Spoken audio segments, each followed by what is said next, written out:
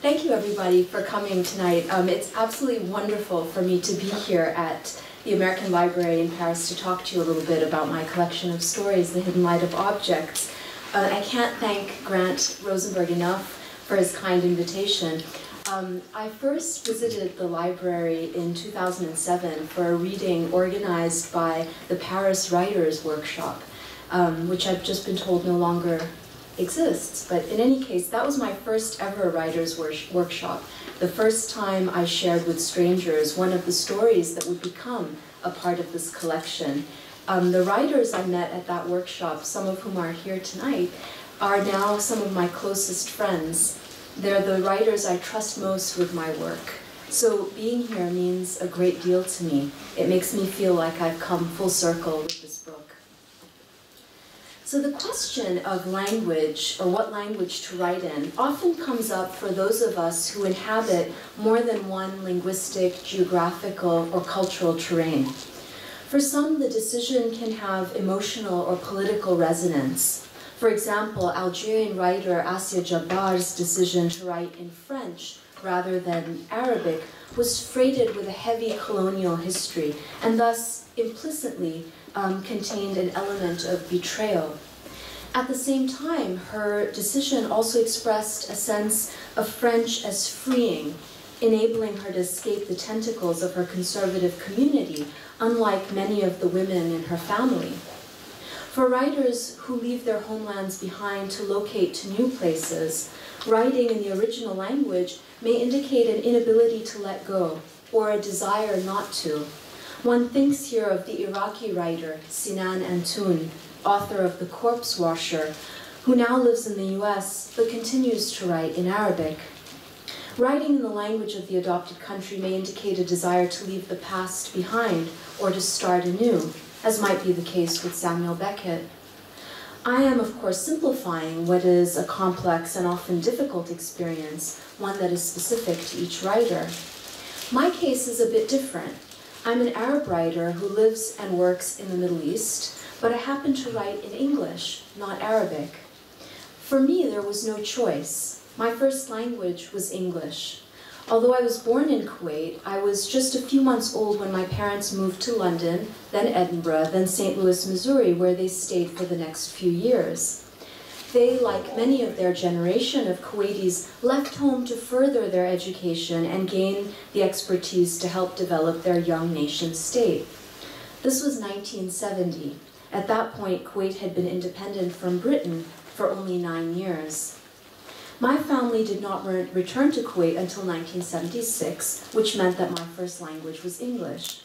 And once back in Kuwait, this did not change as much as you might imagine. My parents enrolled me in the American School of Kuwait, ASK, this at a time when it was exceedingly rare, even slightly untoward, for girls whose parents were both Kuwaiti to attend international schools. But my mother staunchly believed in the benefits of an American system of education, so she insisted that her girls would go to ASK. So English was, and remains, quite literally my mother tongue. In fact, it was my mother's own first language, too. My mother was born in Kuwait, but was almost immediately whisked away to India. Like many merchant families in Kuwait, hers had settled there. She would attend a British mission school in Pune, not returning to Kuwait until she was 10. She, like her parents and siblings, was also fluent in Hindi, something she passed down to me and my sisters. My father's side of the family traces its own intricate map across the region, with points in Turkey, Iraq, Lebanon, and of course Kuwait. His particular linguistic trail shifts from Arabic to German to Latin, followed by English. Between them, my parents configure a complicated constellation of places and languages, a cosmopolitan chart that has, needless to say, informed my perspective on the world. Writers begin as readers, and up until my 20s, the books I read were almost always books written in English or translated into English. I don't remember a time in my life without literature. My grandfather, my mother's father, studied English literature in India during the colonial period. He read voraciously everything from canonical literary texts, Mark Twain was his favorite writer, to eccentric books on numerology. As a child, I was enthralled by his study, an explosion of books. One of my prized possessions is a very early edition of The Wonderful Wizard of Oz, given to me by my mom when her dad passed away. My grandfather passed his love of reading on to my mother, who also studied English literature at Webster College in St. Louis. My earliest memories are of my mother's voice reading to me from Mother Goose. My mother passed her love and her father's love of books along to me. Like my grandfather and my mother, I also studied English literature and now teach it at Kuwait University. Although in one way or another, I've been writing my whole life, it wasn't until I completed my degrees and started teaching at Kuwait University that I felt I could turn to writing fiction myself. It took me a while to figure out that writing fiction feels most like home. So, although I'm an Arab writer, Kuwaiti writer, I write in English. I don't experience English as a burden or register its usage by Arab writers as problematic. English reflects the reality of those of us living between worlds, often with exuberant ease, but at times with some difficulty. I am, of course, conscious of the long-debated pitfalls of a writer from a once colonized country using the language of the colonizer. There are some serious political stakes surrounding this question. However, the politics of English for a Kuwaiti writer are different than they are for a Kenyan or Nigerian or Indian writer. Kuwait's protectorate status under the British cannot be compared to British colonialism in Kenya, Nigeria, or elsewhere, nor can its relationship with the US after 1990 be related to Iraq, say, or Iran's. As a result, the political stakes of English in Kuwait are rather different than they are for others both within and outside the region. In any case, from my perspective, it's interesting to consider and exciting to witness the kinds of things Arab writers like Ahdaf Swaif or Rabi' al-Madin, for example, can make English do. Thankfully, literature is wide enough to accommodate all kinds of experiments. The Hidden Light of Objects is a collection of loosely linked short stories set mainly in the Middle East. Many of the stories involve characters from Kuwait or who are connected to Kuwait in some way. But this is not a polemical book about Kuwaiti geopolitics or the geopolitics of the region more broadly, though many of the stories do allude to familiar events, including the invasion of Kuwait, the Israeli-Palestinian conflict, the civil war in Lebanon, the war in Iraq. The stories in the collection focus instead on the everyday lives of the people who live in the region. To me, focusing on the quotidian became a way to escape the confining images and representations of the region dominating the media post 9/11. I wanted to convey, perhaps even lament, a locale I had experienced growing up, which after 1991, and especially after 2001, seemed to have disappeared. It wasn't only in media representations that a more varied version of Kuwait and the Middle East was absent. In the Middle East itself, it felt more and more as if the only permissible order of life was rigidly conservative and dogmatic, certainly not the version I had once known. What was even more disturbing was that so many around me seemed to have forgotten the cosmopolitan version of life I was lamenting. As a thriving commercial port town since the 1700s, Kuwait's population was accustomed to travel and movement, developed canny negotiating capacities, and expressed a decidedly outward-looking slant on the world. Historically, it's fair to say that Kuwait and its population have tended to be globally interactive, managing to maintain autonomy over centuries, walking a precarious tightrope across the Ottoman Empire, Central Arabia, Britain, and Iraq. I would argue Kuwait's past successes were a result precisely of its outward-looking, engaged, generally tolerant sensibility. This particular point of view also defined the early years of Kuwait's establishment as a modern nation-state. From the 1930s onwards, I would say up until the 1970s, Kuwait welcomed people in, tended not to see them as outsiders, but rather as participants in the development of a shared country. In the 1970s, it was a sensibility that still dominated my parents' generation. My parents and their contemporaries were taught mainly by Palestinian teachers at the elementary, high school, and university levels. Many of them continued their education abroad, and most, if not all, returned back to Kuwait in their prime, eager to build their country according to the exciting range of images and experiences collected along the way. Furthermore, it was a sensibility passed on to the children they were raising at the time, the generation of us coming of age in the 1980s. As evident in the streets of Salmiya or Hawali, or among the student body at international or even government schools, the texture of our community was decidedly varied and complex, and for the most part, it was harmonious. It is this mixed, adventurous history of the country that the stories in the hidden light of objects in part engage.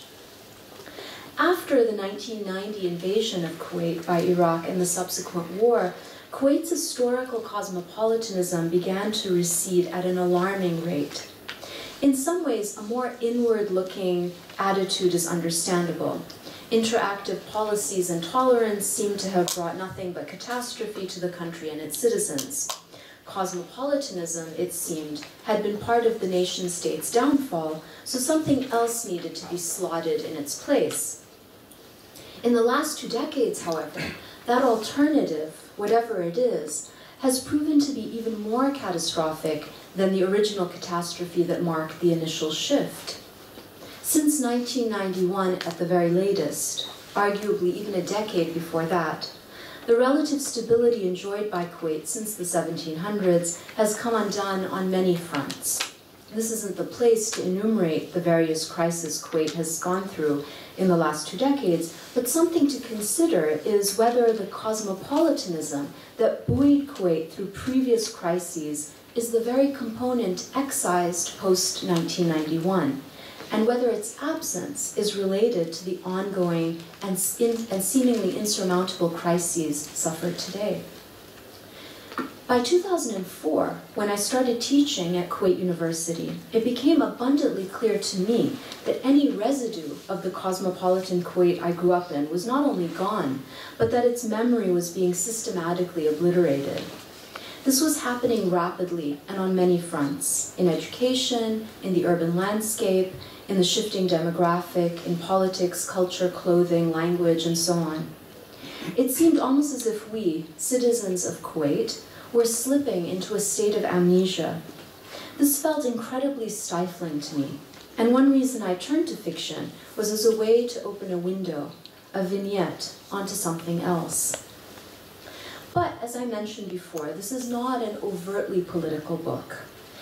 At the same time, the collection isn't autobiography either, though aspects of my life and my experiences do find their way into it. It's important to mention that the stories are not autobiographical because it's often easy to conflate characters in stories with their authors, especially when points of similarity seem easily detectable. But as a reader, it's a far more interesting and fruitful endeavor to read fictional texts as fiction, to consider the many different things fiction can do, rather than to try to decipher autobiographical traces. The latter tendency betrays the special function of fiction to invent worlds, to imagine alternatives to the present, to conjure up what, in a different context, Edward Said describes as eccentric angles. For me, this particular function of fiction is what makes it so indispensable, both within and in relation to the Middle East today, when it often seems like only one, not especially pleasant version of the truth is admissible.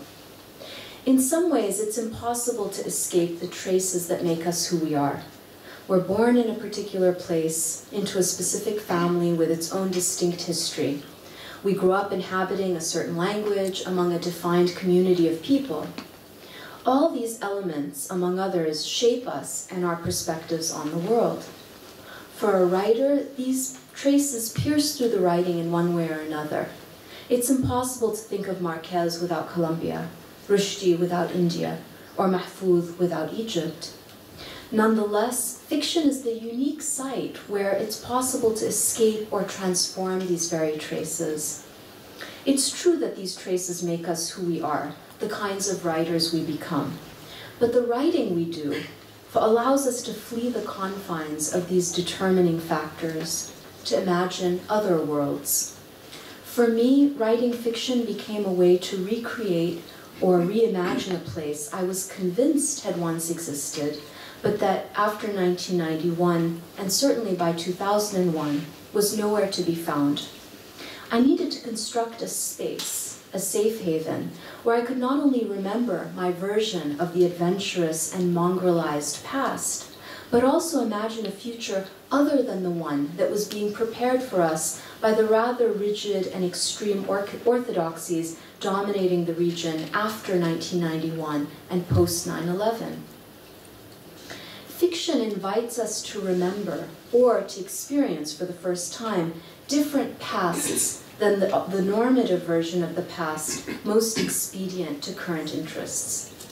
If we take this function of fiction seriously, it opens up for us the chance to consider otherwise disregarded, sometimes discarded futures.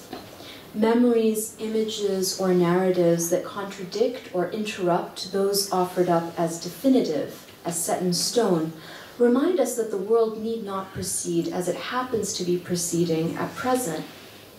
At a time when so much outside the world of fiction seems to be screeching emphatically no, it's fiction we can rely on, as I have for most of my life, to insist stubbornly, despite everything, yes. I mentioned that the stories in the hidden light of objects are loosely connected. When I first started writing the 10 stories that would make up this collection, I didn't know that they would belong together in one book. It wasn't until the 3rd or 4th story that I began to notice certain words, images, characters, places, ideas, and even a tone recurring. Although the stories are autonomous and can be read on their own, they are, to my mind, held together by these repetitions and by a series of short, interspersed vignettes that precede each story. The vignettes are narrated in the first person by a recurring character named Mina, in her 30s, looking back at her childhood and adolescence growing up in Kuwait in the 1980s. I think of the vignettes as an invisible wire holding the stories together, or more organically as the collection's connective tissue. Let me pause here to give you an example. I'll do a short reading of one of the vignettes.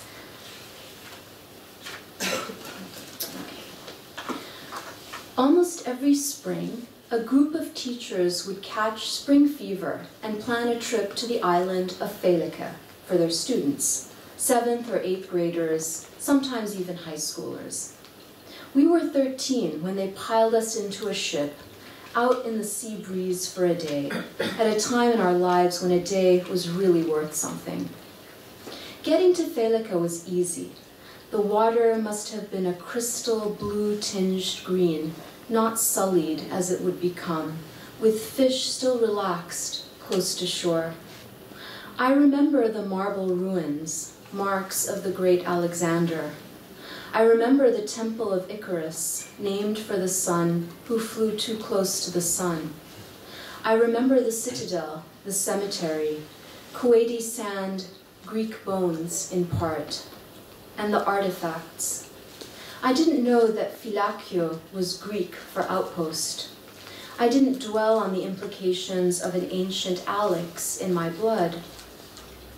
Felika, at that instrumental point where the Tigris and Euphrates pour into the Gulf, an outpost indispensable to Alexander's global plans. Young Alex, dead in Iraq at 33. I didn't realize Felika had been inhabited for centuries, at least 4 before 0, before, that is to say, Christ, another goner at 33. But Felika, like Icarus, like all of us, would fall. It would be occupied, its inhabitants chased out, their belongings on their heads, its beaches and its unexpectedly green terrain sown with mines. Icarus, reaching for the sublime, for a beyond his father could see past and warn against, falls. His leg clawing like a crab's, the last appendage above water, of no use. Icarus falls, cracks like an egg. All of us on that ship, oblivious of his fall, of Felika and its fall, and of ourselves, so many Icaruses falling out of a dazzling sky. So, in addition to the vignettes and a number of other elements, what holds the stories together above all is the trope of objects and their secret lives. The idea that objects have hidden lives is something that most children understand only too well. As adults, however, we tend to forget about the magic quality objects held for us as kids. But when you find a forgotten stuffed bear or pouch of marbles or an old deck of cards in a dusty box stuffed at the back of a closet, and you hold the object in question in your hands after a decade or two, something of that sensation returns. Why does this sensation matter?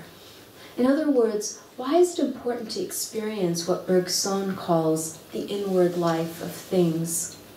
It isn't just about recollecting the past, although I think that is a part of it. And it isn't about nostalgia either, though there's always the danger of falling into nostalgia's quicksand trap.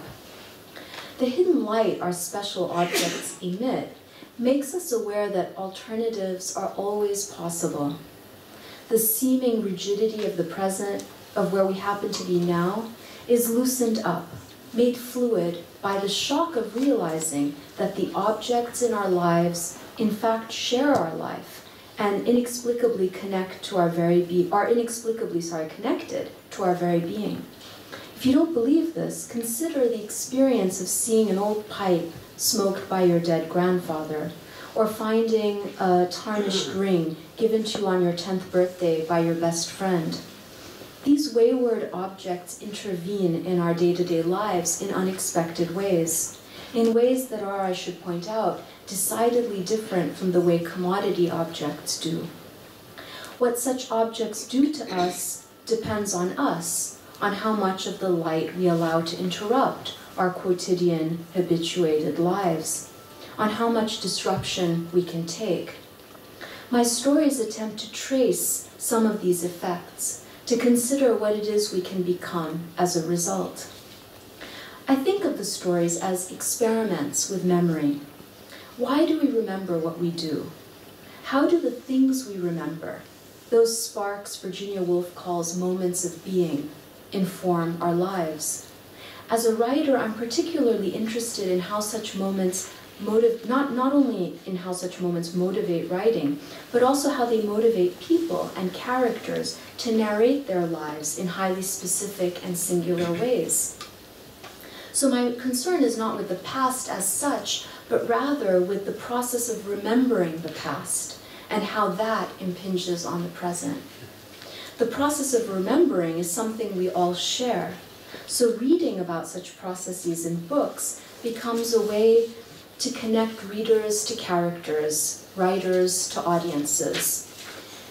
This understanding of memory, or more accurately, of remembering, informs all my work. It's part of the fabric of the hidden light of objects.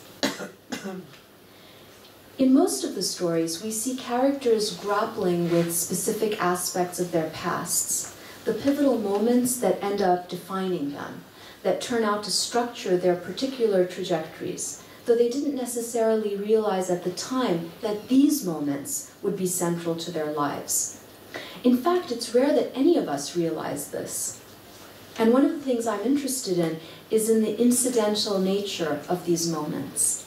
These pivotal moments may appear to be quite personal: a child's finger cut by a razor, a night of burning notebooks, an obsession with stamps, the decision to take a straw hat on holiday. But as it turns out, the personal is always overwritten by much broader historical and political conditions. The intimate obsessions of the characters, the accidents of their individual lives are linked, inevitably, to a wider geography, both temporal and spatial, which they cannot, despite their best efforts, outrun. My stories attempt to explore some of these paradoxes of the personal and the non-personal, the intimate and the public, toward a consideration of what these connections might do.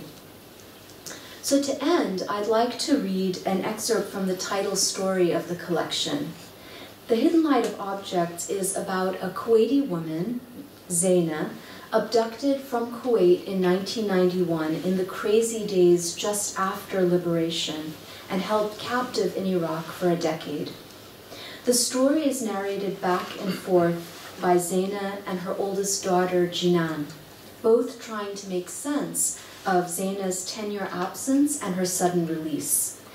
And I'll read two short sections. The first section is the beginning of the story, and it opens with Jinan, the daughter, watching her mother disembark the plane, and then switches to the mother's voice and just her first impression upon arrival back to Kuwait. So I'll start. So this is from the Hidden Light of Objects. And this is the daughter's voice, Jinan. What strikes us is how serene our mother looks stepping off the plane, the prime minister of our small country waiting to greet her.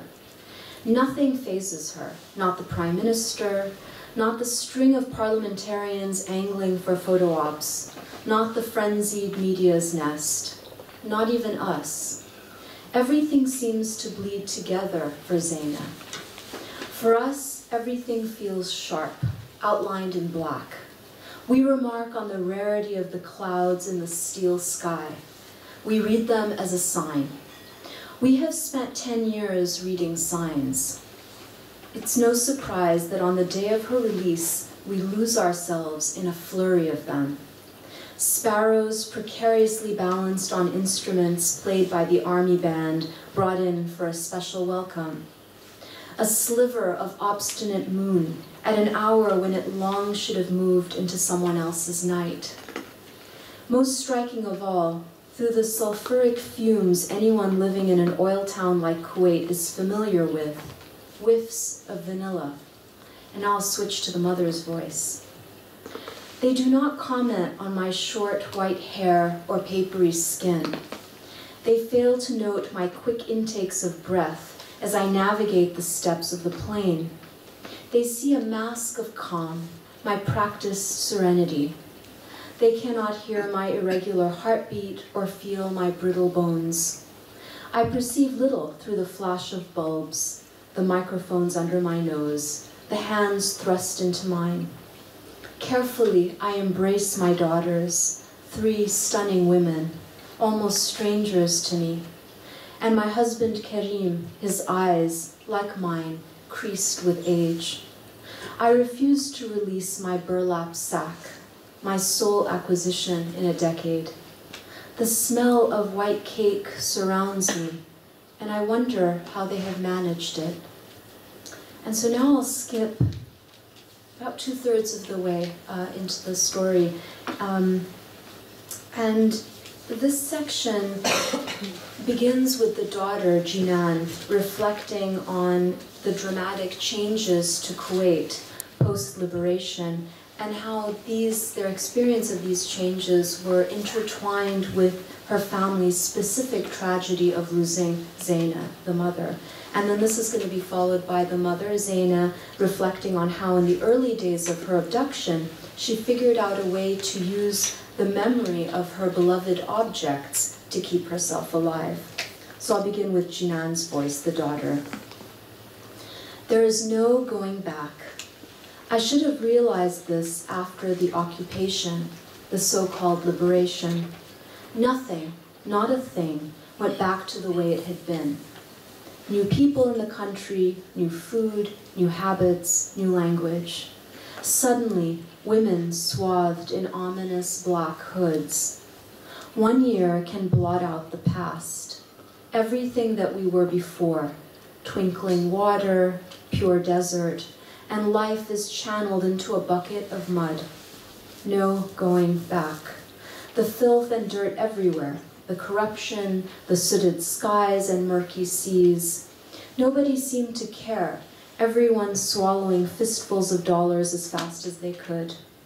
We were suspended, watching it all through sand-blasted glass, thinking everything was different because she had been taken from us, making it personal. But it wasn't just her absence, this new and sadly rotting Kuwait. She would have known how to deal with it, we told ourselves, how to make life work despite the doomed tango. We were, for 10 years, in a situation that was unheimlich. We no longer belonged. All we could do was look back and pine for what could never again exist. Our lives before were padded by her presence. There are people who know how to make life safe despite the deepest sorrows. With a matchbox and Kleenex, my mother would fashion baby ghost dolls in a tiny bed for us to play with. And when she and my father had some money, working like demons in their 20s, the early successes of our precious little boomtown, she spent it on travel, on buying beautiful things, on her garden, her house, because she knew it could all disappear, that now was the time to enjoy it. The thing is to be light as air, she would say. Our lives before were as light as air. We were lucky, luck of the draw. The lucky are hated the world over, detested, and rightly so. The lucky make it worse for everyone else. But we have paid our dues, so has she, and she didn't deserve it. And now I'll switch to the voice of the mother. In the trunk of that still Mercedes, when I believed I would be dead in seconds, thoughts of my girls filled me. It felt like being lit from the inside, and the fear of death, though undeniably there, diminished. They go on, I go on. Once it became clear none of us was going to be killed, the small number of Kuwaiti POWs kept alive were, apparently, valuable bargaining chips in the endless negotiation for reduced sanctions or increased loans. I knew something had to change. I could not keep filling myself with their light, my children's, or even my husband's, because it made me want to go home, heimlich. And as we came to realize after that first year in captivity, there was no chance we were going home anytime soon. It wasn't that I stopped thinking about them completely. That would have been impossible. But what allowed me to create a new kind of home for myself out of the infuriating suspension we now inhabited, a limbo punctuated by the violence and disregard of men whose poverty and desperation could be seen in their bloodshot eyes and crusty yellow nails, was shifting focus from the life I knew to the objects I had once owned. Between my body and me, between the ones I loved and me, a cavalcade of possessions. I can't expect them to understand any of that yet. How the things that belong to me, fine lace pieces from Burano, clumps of silver jewelry from Peshawar, my youngest daughter's old blanket, red clay pots from Lebanon, my father's dusty books from India, a little packet of playing cards wrapped in the brightest fuchsia tissue paper, which I could never bring myself to unwrap, my mother's string of delicate pearls floating in gold, her gift to me before she died. Each, in their way, embalmed the kernels of my life. Thank you.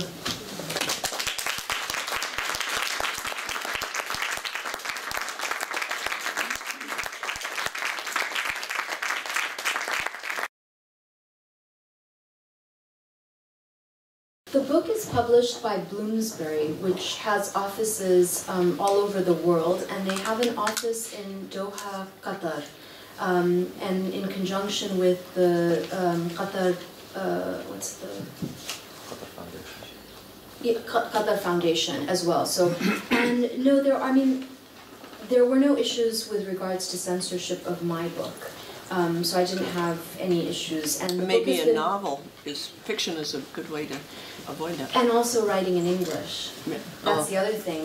That it hasn't really. I mean, there are things in the book that might be seen as potentially controversial, but that just was not an issue. And I think maybe writing in English is one. And distribution was not a problem either. So it's distributed all over the Middle East, and there hasn't been a concern with that. So.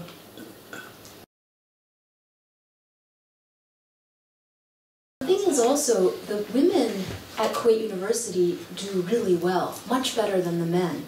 And in fact, in the medical school, they have to have a quota for the men, because if they go just by merit, the women will take all the slots. But then the problem is that then there's an attrition rate, and that usually the men will go on to specialize, and the women often don't continue into specialize. This is just the medical field. Other fields, they do great, law, everything. And so the women, it's really the men who are going to be more quiet in the classroom, because the women are just, very confident and so on. But the interaction is fine. Now, as I mentioned, after 1991, the classes were segregated. In practice, it's close to impossible to make this happen, because the numbers, you have very few men, and you have much more women, and you can't open a class just for men because you don't have enough professors, you don't have enough classrooms. So what happens is it kind of quietly, the classes merge, the genders merge in the classroom. It hasn't been only in the kind of really the lower division, bigger classes where it's like a lecture hall, they've managed to make that work. But once you get to about the 200 to 300 level and beyond, it's close to impossible. The interaction is very well, and then the other thing is that once they're out of the classroom, the quad and the whole area is completely integrated, and guys and girls are sitting and they're friends and the usual. So, it's fine. They seem fine. And it's the boys who are the shy ones.